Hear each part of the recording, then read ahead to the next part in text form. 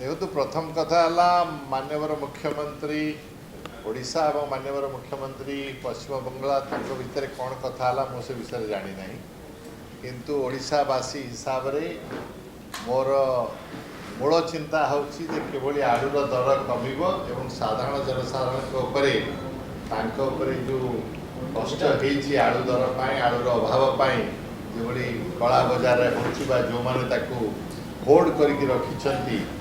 सरकार बाहर को आनी पारना से विषय आमर चिंता मु जानवर जदि सरकार प्रोएक्टिव है अधिका प्लान करते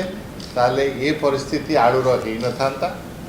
खाद्य पदार्थ एभलिया जो साधारण लोक मैंने व्यवहार करती सीटा हूँ एसेंशियल कमोडिटी एक्ट अंडर अणा जापर एवं से कानून वशत अनेक प्रकार पदक्षेप सरकार नहीं पारि एवं आलूर जदि कौन कारण सर्टेज अच्छी अन्य जगार आणिकी आम सप्लाय कर अतीत जितेबाला विजु जनता दल सरकार क्षमतार थिला केतेबेले आपण माने देखि नथिबे जे आलू दर एभली परिस्थिति रे पहुंची थिला काहेकि ना सेतबेल सरकार ए विषय प्लान करी सब बेले साधारण जनसाधारण को स्वार्थ को नजर रखी समस्त पदक्षेप नौथिले। वेस्ट बेंगल ममता दीदी सहित कथा निश्चित भाव में समाधान हो कारण समस्त राज्य राज्य राज्य सहित सुसंपर्क और विभिन्न समस्या दिगरे एक कथा भी होता है। ये भारत वर्षर कथा अच्छी राष्ट्र कथा अच्छी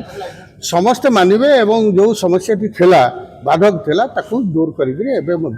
स्वाभाविक भाव में आम राज्य को आलू आसी सारा मुख्यमंत्री कौन कथा ना बिजेडी वाला जो कथाटी कहते माननीय मुख्यमंत्री परिष्कार कही सारी